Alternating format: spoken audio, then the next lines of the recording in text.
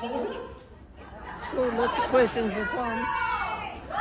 I can't hear you, but yes. Somebody, I love you too. My mum's here. Someone bought some very nice beer for me called Helltown, and it's delicious, so I'm going to drink it while we're doing this. Cheers. Goodness me, I can't see a thing. Right, so apparently there's no moderator, which I'm down for these days, so I'm going to moderate this thing myself. Who's got a question?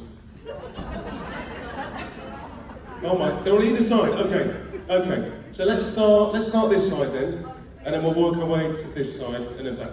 Sure. Hi. The messaging of the show is based around compassion for others and understanding that dark and light exists within each person. And my question is, when was a time you expressed compassion and light in a seemingly dark scenario? And how do you think in acting through empowered kindness and love will help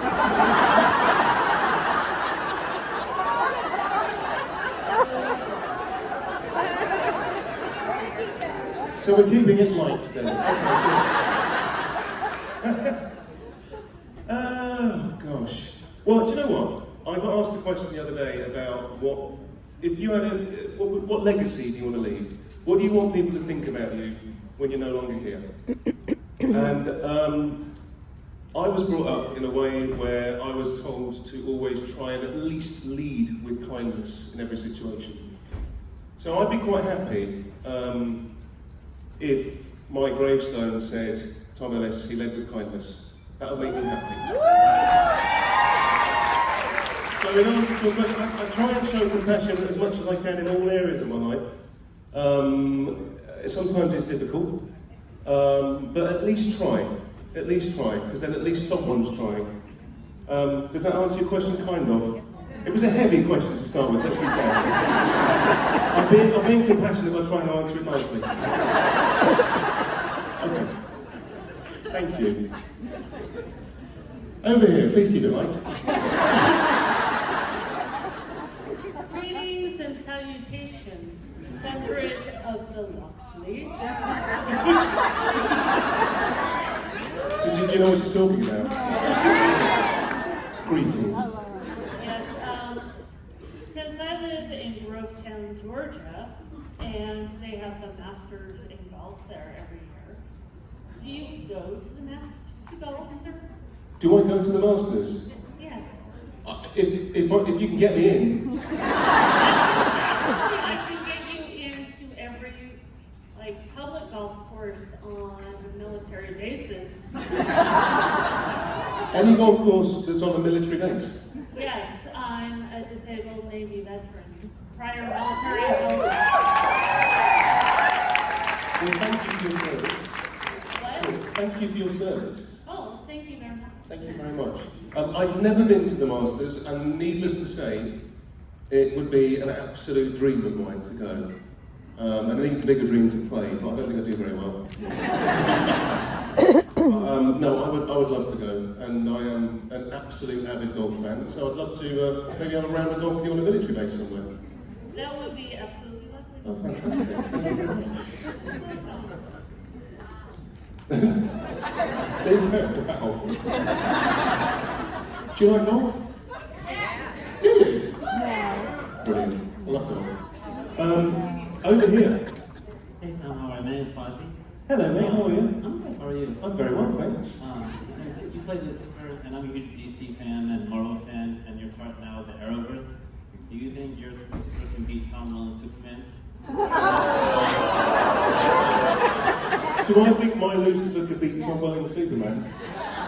Tom's not here today, so absolutely! He doesn't stand a chance. I'll get that little bit of kryptonite that I keep on me all the time. I was led to believe that Lucifer is the most powerful in the whole of the DC universe. Is that true? So, you know, the record speaks for itself. Thanks, man. I wouldn't arm wrestle him. Have you seen the size of one of his arms? So first I'd like to say thank you for saying hi to my grandma on FaceTime before. She's a huge fan, couldn't make it because she's in Florida, but if it wasn't for her, I wouldn't have even watched Lucifer. So we're both huge fans, and I would like to say, what was your, sorry, it's a little nerve-wracking. What was There's it only like? 100 million people here. What was it like to play such a powerful character and do those scenes, you know, that were really like, wow? I never thought to myself, wow, at the end of the scenes. I mean, I had so much fun the whole time that we were doing it.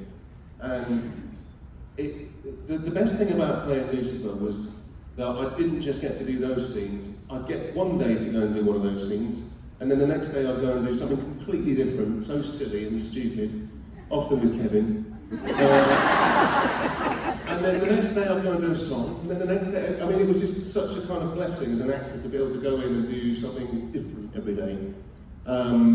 But there were, you know, there was occasions on the show where we did massive set pieces, and it was so incredibly satisfying to pull them off. Things like in the finale of 6, with that whole sequence in the warehouse. Exactly, and it was just as exciting for us to shoot it because the way that Sherwin, our director, wanted us to do it was in these chunks, in these pieces, to make it look seamless. So we had to learn. It was almost like learning a dance, but with fights instead. And like cable work and stuff, and it was just, you know, it was a whole big thing, but it was incredibly satisfying to do it. And also, we didn't always have lots and lots of money to do it, like the big old movies do. So it required people going above and beyond what their job description was in order to make something happen. And that in itself was satisfying, because everyone was pitching and pulling it together to get this desired effect. The Republicans! I'm joking, there are no Republicans here. Oh yeah, I'm joking. It's a joke. Compassion. Okay. My name is Jackie. I was just wanting to ask a question. I know that everyone here has probably seen your wonderful cameo on Crisis on Infinite Earths, which I think was one of the best cameos ever. So in that scene, Lucifer mentioned something to Constantine about owing a favor about something he had done for Mazikeen. Do you have a perception of what that scene would have been? What was the favor that he was repaying? I can only imagine with it being Mazikeen. I don't know. I can't tell you that whole day was a blur for me. So the fact it's on, like, you know, been recorded and I can watch it at the end of the day is like, because I don't really. It was such a. I started my day in Los Angeles shooting a scene on the Lucifer set, and then I went in costume and hair and makeup to the airport, and I got a flight to Vancouver in costume and makeup, trying to not look like Lucifer. And then I got off the flight, and I was taken straight to set in Vancouver, and basically we just did the scene, and it was like the longest day, and it was like doing a charity event. That's what it felt like. But I don't know. I don't know is the honest answer to the question. I don't know what that favour was, but if Mazikeen's involved, it's probably filthy. But it was a lot of fun to work with Matt, because I've known Matt for a long, long time as well. We'd sort of drunkenly talked about, wouldn't it be fun if one day we got the two characters together? And it happened. As if I'm the person who makes that decision. I also agree with you. Yeah. Anything that involves my employment, I push. For sure.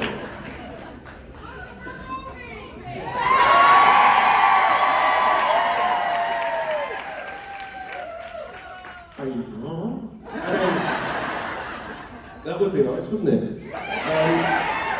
I mean, let's see what happens. I don't know. And I'm not saying that because I know something. I know nothing. But I did say before that if it ever came back, I think exploring it through the movie world would be quite fun. But you know, you guys have sort of made things happen before. I'm not encouraging that or discouraging it. I'm just pointing out fact. They've been very vocal in the past when things have happened. So, yeah, I'm not putting a gagging order on you. Read through that what you will. Does that answer your question? What was the question? I'm just talking now. It's quite strong, this. Anyway, thank you very much. Thank you. The Democrats.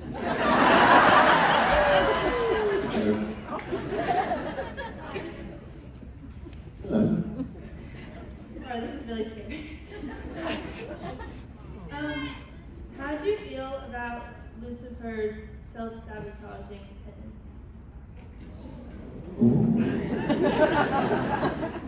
I feel that they are a true reflection of most people, to be honest. I think we all can be our own worst enemy, and we can all sabotage our own happiness. And I think that, you know, Lucifer was a lot of things, but some of his human qualities reflected, you know, how we behave. And I think that we all are a little bit self-destructive sometimes, you know. But it's how we kind of recognise that. And if you've got good people around you that sort of can help you acknowledge that maybe you're not being the kindest person to yourself.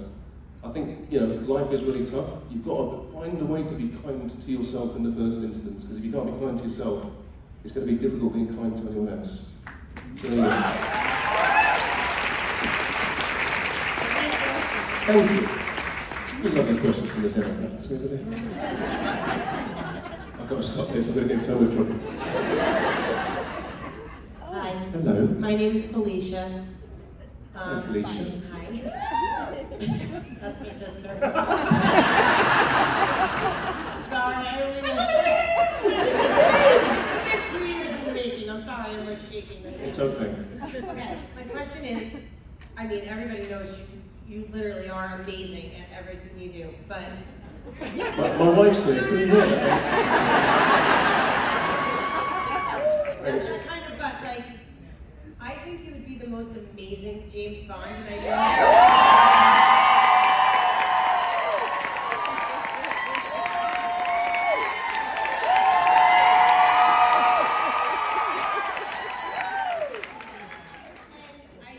I really need to encourage you to do this. I think you could be one of the best there has ever been. I just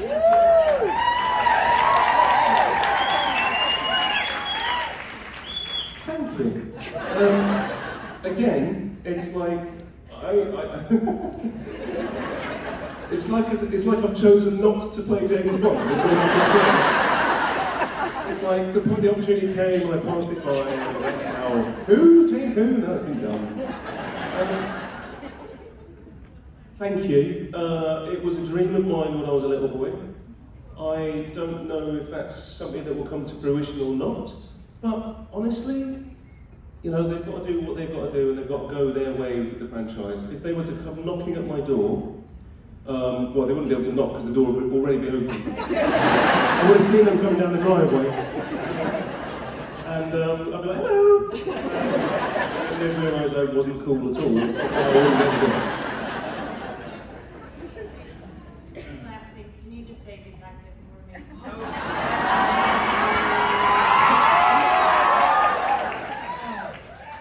Detective!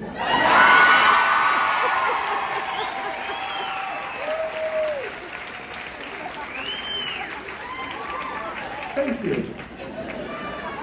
How did that become a catchphrase? It's amazing. It's not even a phrase, it's just a word. I'm just saying your job title, and people like it. Anyway. It's the way you say it. Sergeant. It's not the same, is it? I'm glad I'm not in Brooklyn Nine-Nine. It'd be the whole ranks. Anyway. Hello. Hello, I'm Barbara Lightheart, and I never watched television. I came to watch Lucifer because my husband died and I got too depressed, and my best friend said, "You have to watch Lucifer." I said, "Yes, I am depressed. I should go to hell."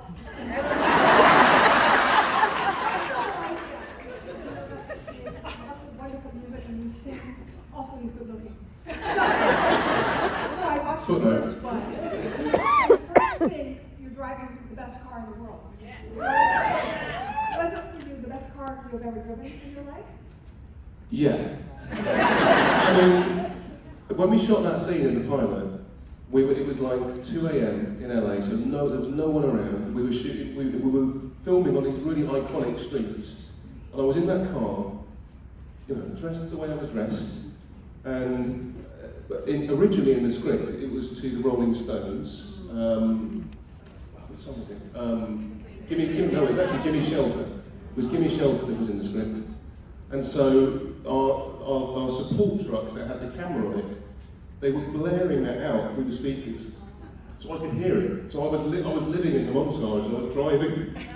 Well, I was being driven on a low loader, but I was like in this car, in this suit, and the LA lights, and just this music, and I was like, oh my God, is this happening?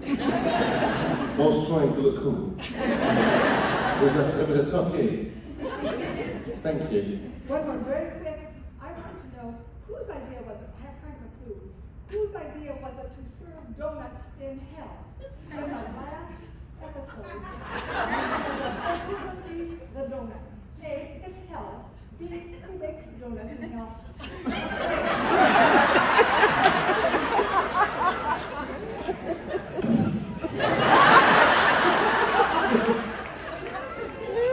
You've got an eye for detail, haven't you?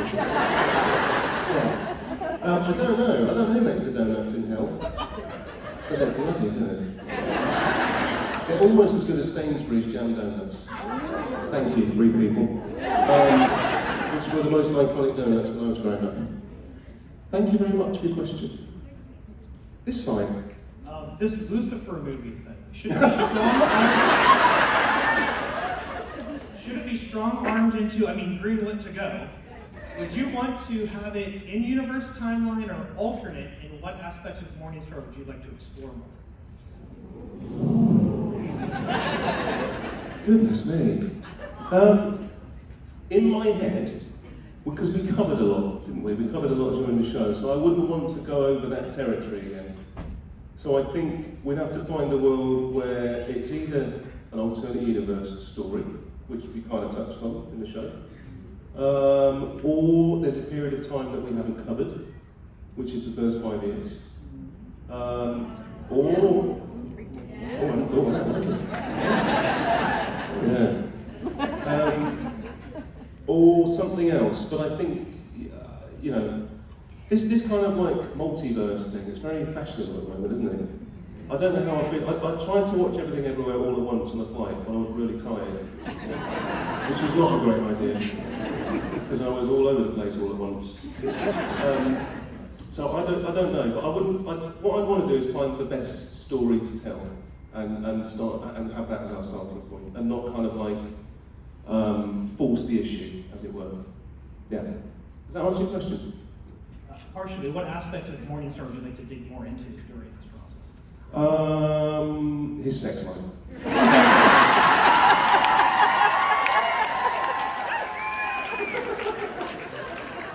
That's all I can think of. Thanks. First 5 years of his sex life. First 5 years on Earth, I think, there's some territory there to be covered, isn't there? We covered day 1, but there's a lot after that. Thank you very much for your question, and a great shirt. Oh, he's gone. Where's he gone? There he is. Is your shirt flowers or fried eggs? I can't work it out. Sorry? Is your shirt flowers? Yes. Oh, good, okay. I thought it was fried eggs, which was throwing me slightly. Anyway, it's the lighting and the shirt. Yes, please. Hi, my name's Moon, and at first I wanted to say thank you because your character Lucifer helped me gain the confidence to come out as trans. So thank you. I'm sorry? So you're very welcome, congratulations. Thank you. I just came out last year, so. Good for you. And my question isn't Lucifer related. So you played a character called Robin Hood in Once Upon a Time. For like 3 episodes, and I wanted to know if you really enjoyed one episode, really? I blacked out, I'm sorry. Yeah, me too. I wanted to know if you enjoyed playing the character and if you wanted to play it more. No, I did. I had a great, Once Upon a Time set, and all those people were wonderful. Robert Carlyle, especially, was just the most welcoming man. Robert Carlyle, he was a hero of mine as well. So to meet him and for him to be as nice as he was, it was great. What happened was they asked me to do an episode of it, and I did. And then I went away and got on with my life and the rest of my career and stuff. And then they said, "Do you want to come back and do more episodes?" And I said, "I can't, I'm doing something else, I'm really sorry." And that's literally how it went. So it wasn't so much, the choice was made for me, basically. But Sean took over, Sean White, who's a lovely man, and did a great job with it. So, you know, it was really nice. That was my first experience of being in Vancouver. And it was a really nice introduction to being in Vancouver and to meeting lots of crew members and stuff that I ended up working with on Lucifer a few years later. So there were lots of positive aspects of that job. But yeah, it wasn't so much that I decided not to do it, it was just I wasn't able to. Okay, thank you. There you go, very welcome. Thank you. Hello. Hi. My name is Leanne, and I am here with my trans son, Skylar. Actually, he's too nervous to come up here, so I'm asking his question. We are from Toronto, Canada, actually. Woo! So what we wanted to know is if you and Chloe went on a date with Maze and Eve, where would you go?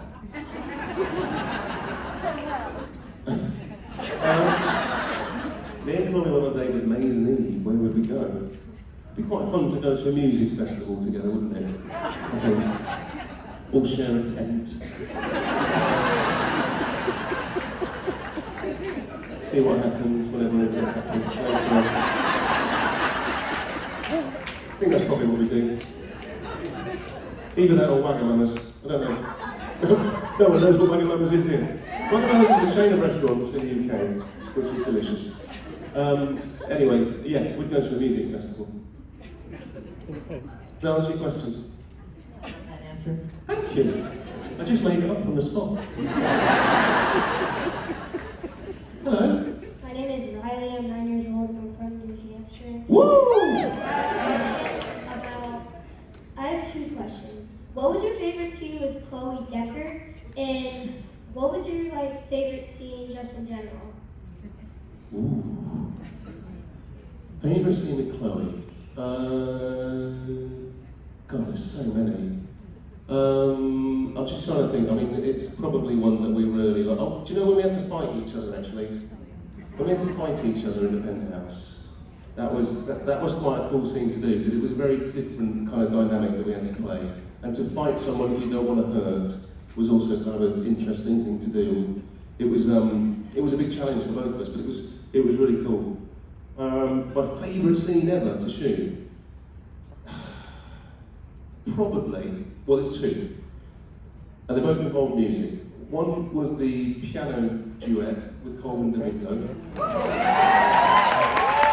which was just pure, unadulterated fun. It was just great, and Coleman was just the best scene partner, and we loved it. And we were buzzing, the crew was buzzing, and it was so much fun. It was illegal to have that much fun at work. And then the other time it was illegal to have that much fun at work was when we shot Another One Bites the Dust in the musical episode. I felt like I won a competition. It was brilliant. We spent a day with 150 people doing this big set piece, and it's the one day I remember being at work, and when they called cut, none of the actors want to leave set. They just all wanted to stay there, and it was like, it's just fun, it's so much fun. How long have we got? 10 minutes, right? Let's work it through again, guys, so we get it right next time. I mean, it was so much fun. Is that a satisfactory answer to your question? Yes, I have one more question. Oh my God. I know, I have a lot of questions. You do? You're 9 years old, you've got a lot of questions. What is your favorite catchphrase ever? Detective?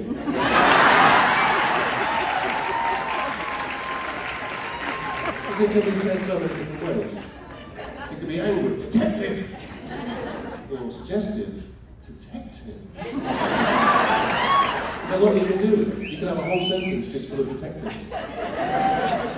But anyway, thank you very much. Have you got any more questions? Where do babies come from?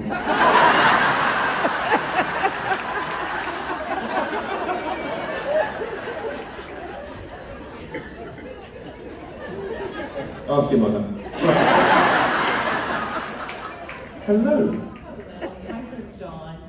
I saw an interview Oscar Isaac did where he discussed that while filming Moon Knight, because he was doing two characters with the same face, but very different accents and very different personalities, that he requested to not film both characters in the same day.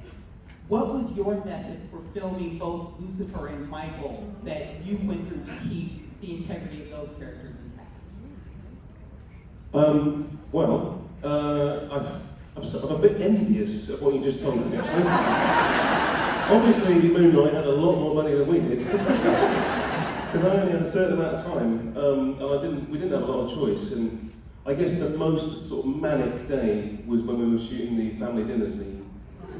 Oh yeah, which was it was a great scene to do, but it was I can't use that word. It was a head. It messed with my head. And so I like to spend a bit of time to try and, just calm myself or get into character before I have to do anything. Excuse me. And I didn't have that time, so I just had to kind of learn a new discipline. And I think there are sort of certain attributes of each character that's like a sort of a quick way in, as it were. And with Michael, I just, I would sort of take myself off to the side really quickly. I'd don the clothes, do the hair, and then I just sort of would give myself a minute. I'd stand in his posture, and I'd try and ground the voice, and that was it. But I didn't have an awful lot of time to do what Oscar Isaac did. You lucky bastard. But there is filming on the schedule that we were filming, you're flying at the seat of your pants all the time. So you just have to kind of find a way to get there quickly, basically. And hopefully I did. But if we'd had to do much more of that, it would have killed me. Basically. I remember doing a quick change halfway through that scene for about the fourth time, just going, never again, never again. Anyway, thank you very much. Hello. Hi. Hi. How you doing today? I'm doing good. How are you doing? You're rejoicing. I am. I'm a Philadelphia Eagles fan. So Woo! Terribly sorry about the Super Bowl. Sure.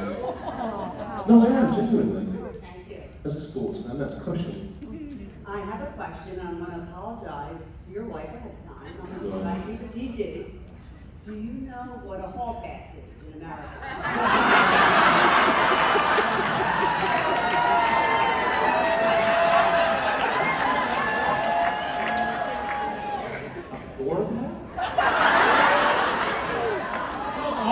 Oh, God. Same thing.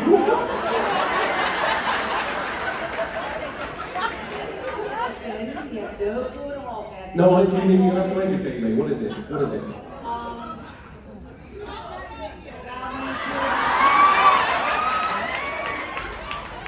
Oh, is it one of those things where if you were given permission by your partner, who would be your... Number one's Tom Hiddleston. Ditto!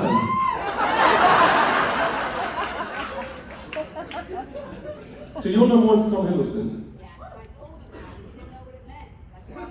Did you show him? Who's my hall pass? Oh God. It's my wife. It is my wife. I'd asked my wife for permission to be with my wife. Which actually is what happens. Okay. Have to write a slip. And it will break the answer. Hello. Hi, my name's Ben, and I go to New Jersey. Thank you, Ben. And the question is, one thing we all probably seen in the last season of Lucifer was more interaction between Lucifer and Trixie and Scarlet.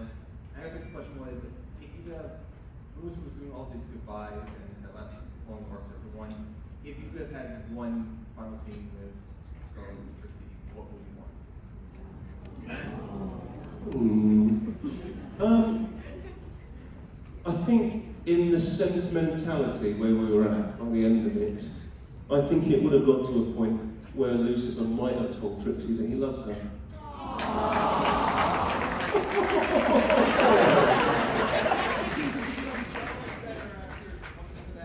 Oh no, exactly. I mean, I think that's what he would have. I mean, you guys knew that already, right? Yeah. Yeah, exactly. So he would have just, it's taken him 6 seasons to get there. But I think he would have said that. They put it in the movie. Start the movie with that. Yeah. Thanks, buddy. You're a little sentimental, aren't you, over there? Yeah. Very nice. Hello. I just like to know, like, what emotions did you feel after, like, the final filming of season 6?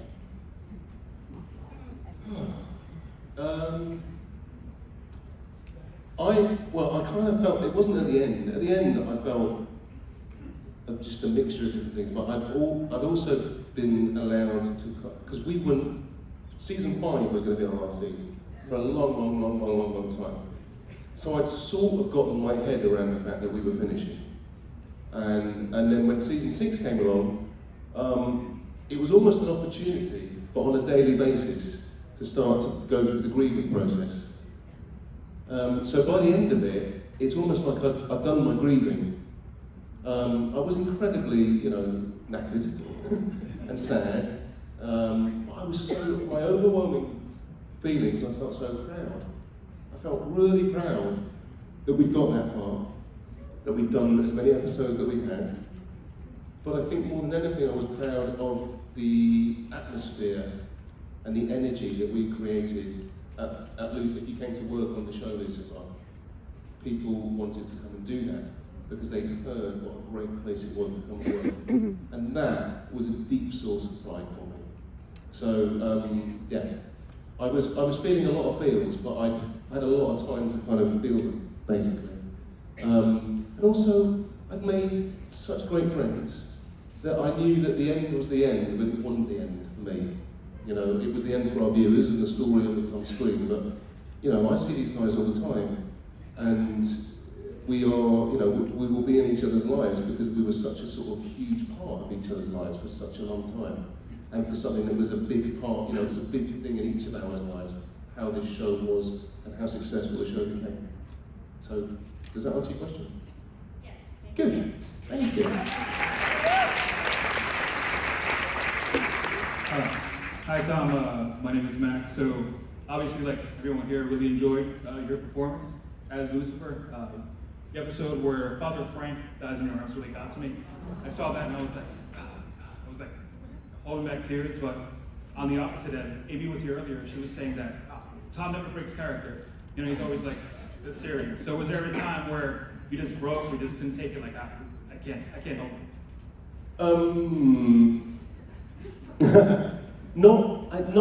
Normally not in like big emotional moments. But yeah, I mean, there was odd times where we just couldn't stop. Like, actually, weirdly, in that episode, which was, one of my favourite moments, one of my favourite episodes, it had some of my favourite moments in it. I also remember that is the episode where me, Lauren, and Coleman had to do a scene together, and for whatever reason, it'd been a long day, we were really tired, and we'd been waiting around for a bit, we'd been rehearsing the scene together, and we'd been making each other laugh during that period of time. And there was a bit in the scene that Coleman just was making us laugh about. Anyway, we get to shooting it, and we can't get through it, because we just can't stop laughing. And it's like, we're all like, Coleman's there, and it's me and Lauren next to him, and none of us, if you look at the scene, are looking at each other because we can't. And if you look at it carefully, some of our shoulders are doing this. And it's quite a serious moment. And those moments are sort of few and far between. But yeah, now and again you just can't help yourself. There is a moment where I could have broken character in a big emotional moment, and it was with Michael Imperioli, who played Uriel. And you remember the scene where Lucifer kills Uriel, right? He stabs him, and then he's holding him, and he can't believe what he's done, and his brother's dying in his arms, and Uriel's there. And then Uriel has to lean into Lucifer's ear and tell him a valuable piece of information, right? And the information was, the peace is here, right? And that was the line. So we're going for it. Big old scene, stab, oh, brother dead, no, And then Imperioli pulls me over and he goes to my ear and he goes, the pizza's here. And I looked at him and I was like,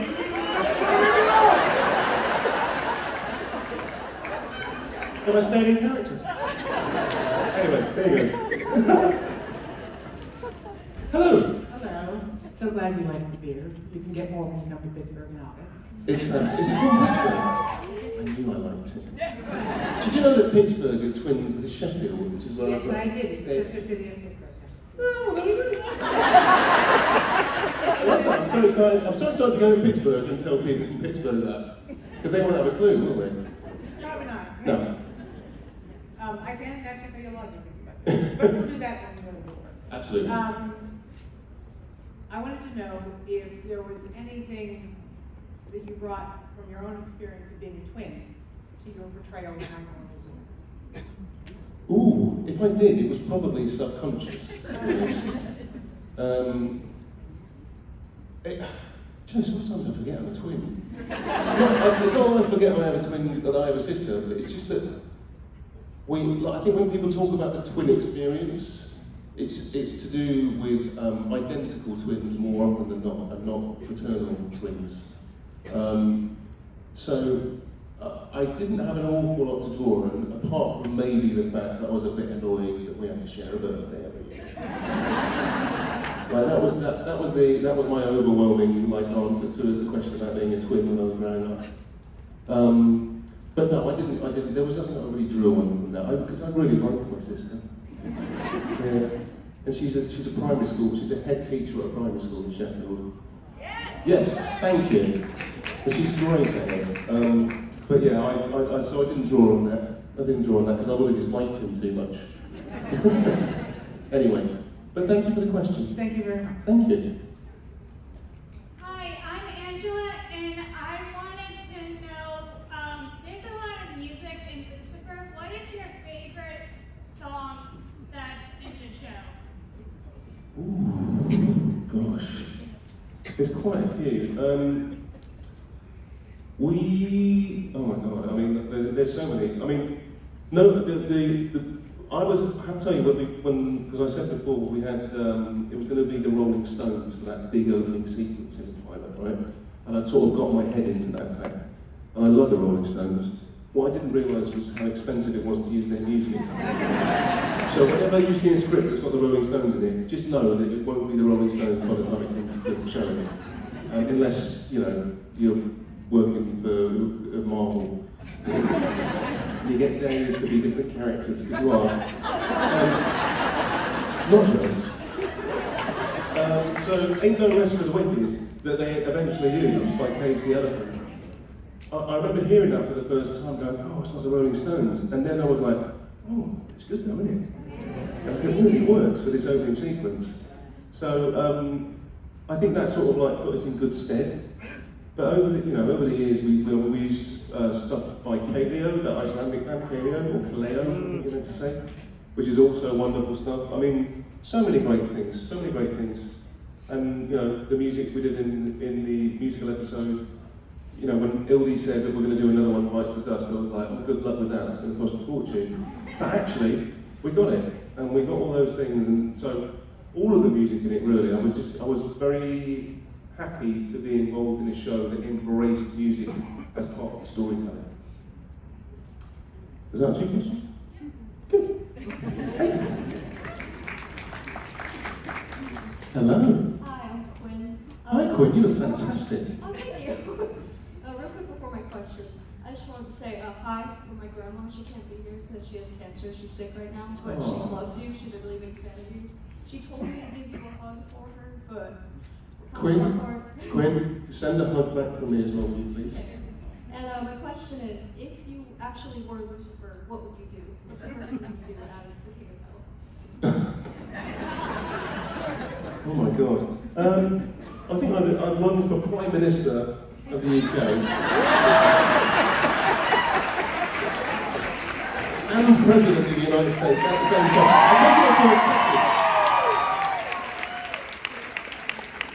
I feel like if I was running both countries, we could have a lot of good influence on the rest of the world. Hell yes.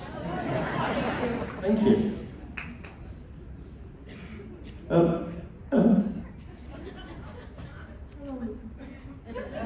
I'm going to stop you there.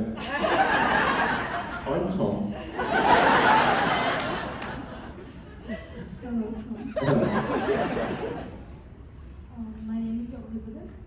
Hello, Elizabeth. Elizabeth. I'm sorry. Elizabeth. Elizabeth, yeah. Okay. Like a pirate. Okay.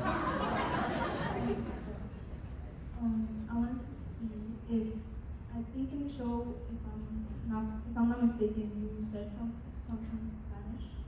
You said some things in Spanish. And I wanted to see if you want to, say something in Spanish.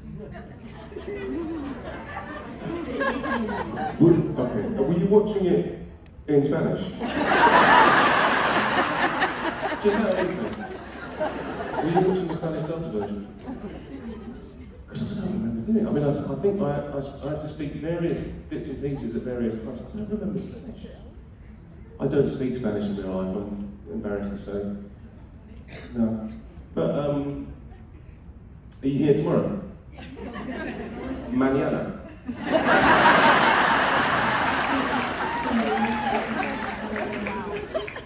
Excuse me? I will be here tomorrow. Well, I'll see you mañana. That's all I've got. Thank you. Do you remember him speaking Spanish? Are you sure you weren't watching in Spanish? We have time for one more question. Oh, one more question. Oh, hey, how you doing? I'm doing good. How you doing? I'm doing good. My name's Charlie. Come on, I love it here. I just want to say thank you for playing Tom. It has inspired me in so many ways. Play Tom. Thank you for playing Lucifer.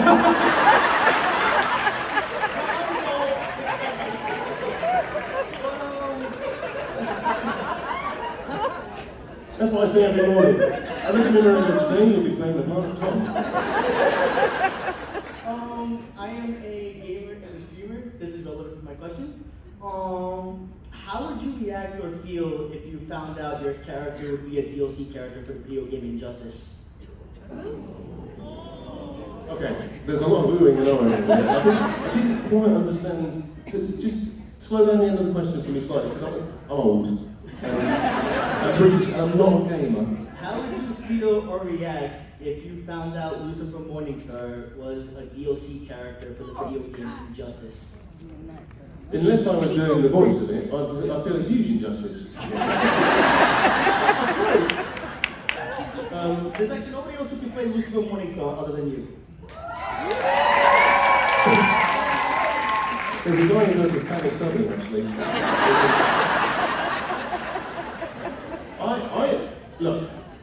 Do you know, a few of my mates do computer games. Scott Porter actually plays a lot. He plays computer games, but he's also in a lot of computer games as well. And apparently, it's a lot of fun. So, if they came to me and asked me to do that, I'd do it. Got any contacts? Thank you. Thank you very much. Thank you, everybody. Alright, that is all the time we got today. Let's do it every time. Thank you so much. I hope you have a lovely weekend. And I love you all. Thank you very, very much.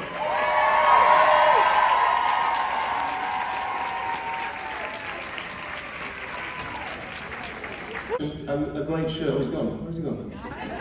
There he is. Is your shirt flowers or fried eggs? I can't work it out. Sorry? Is your shirt flowers? Yes. Oh, good, okay. I thought it was fried eggs, which was throwing me slightly. Anyway, it's the lighting and the shirt. Yes, please. Hi, my name's Moon, and at first I wanted to say thank you because your character Lucifer helped me gain the confidence to come out as trans. So thank you. I'm sorry? So you're very welcome, congratulations. Thank you. I just came out last year, so. Good for you. And my question isn't Lucifer related. So you played a character called Robin Hood in Once Upon a Time. For like 3 episodes, and I wanted to know if you really enjoyed one episode, really? I blacked out, I'm sorry. That makes sense. I wanted to know if you enjoyed playing the character and if you wanted to play it more. I did. I had a great, Once Upon a Time set, and all those people were wonderful. Robert Carlyle, especially, was just the most welcoming man. Robert Carlyle, he was a hero of mine as well. So to meet him and for him to be as nice as he was, it was great. What happened was they asked me to do an episode of it, and I did. And then I went away and got on with my life and the rest of my career and stuff. And then they said, "Do you want to come back and do more episodes?" And I said, "I can't, I'm doing something else, I'm really sorry." And that's literally how it went. So it wasn't so much, the choice was made for me, basically. But Sean took over, Sean White, who's a lovely man, and did a great job with it. So, you know, it was really nice. That was my first experience of being in Vancouver. And it was a really nice introduction to being in Vancouver and to meeting lots of crew members and stuff that I ended up working with on Lucifer a few years later. So there were lots of positive aspects of that job. But yeah, it wasn't so much that I decided not to do it, it was just I wasn't able to. Okay, thank you. There, you're very welcome. Thank you. Hello. Hi. My name is Leanne, and I am here with my trans son, Skylar. Actually, he's too nervous to come up here, so I'm asking his question. We are from Toronto, Canada, actually. Woo! So what we wanted to know is if you and Chloe went on a date with Maze and Eve, where would you go?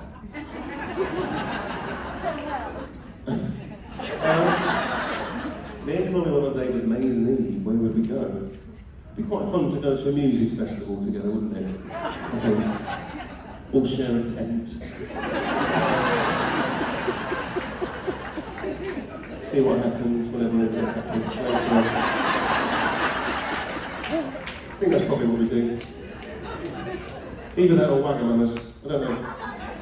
No one knows what Wagamamas is here. Wagamamas is a chain of restaurants in the UK, which is delicious. Anyway, yeah, we'd go to a music festival. Does that answer your question? That answer. Thank you.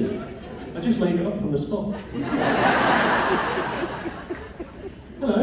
My name is Riley, I'm 9 years old, and I'm from New Hampshire. Woo! I have 2 questions. What was your favorite scene with Chloe Decker? And what was your favorite scene just in general? Ooh. Favorite scene with Chloe? God, there's so many. I'm just trying to think. I mean, it's probably one that we really like. Oh, do you know when we had to fight each other, actually? When we had to fight each other in the penthouse. That was quite a cool scene to do, because it was a very different kind of dynamic that we had to play. And to fight someone that you don't want to hurt was also kind of an interesting thing to do. It was a big challenge for both of us, but it was really cool. My favourite scene ever to shoot? Probably, well, there's 2. And they both involved music. One was the piano duet with Coleman Domingo, which was just pure, unadulterated fun. It was just great, and Coleman was just the best scene partner, and we loved it. And we were buzzing, the crew was buzzing, and it was so much fun. It's illegal to have that much fun at one. And then the other time it was illegal to have that much fun at work was when we shot Another One Bites the Dust in the musical episode. I felt like I won a competition. It was brilliant. We spent a day with 150 people doing this big set piece, and it's the one day I remember being at work, and when they called cut, none of the actors want to leave set. They just all wanted to stay there, and it was it's just great, it was so much fun. How long have we got? 10 minutes, right? Let's work it through again, guys, so we get it right next time. I mean, it was so much fun. Is that a satisfactory answer to your question? Yes, I have one more question. Oh my God. I know, I have a lot of questions. You do? You're 9 years old, you've got a lot of questions. What is your favorite catchphrase ever? Detective?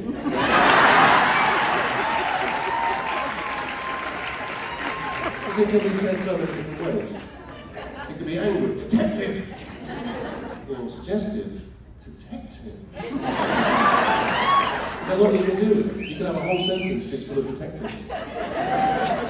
But anyway, thank you very much. Have you got any more questions?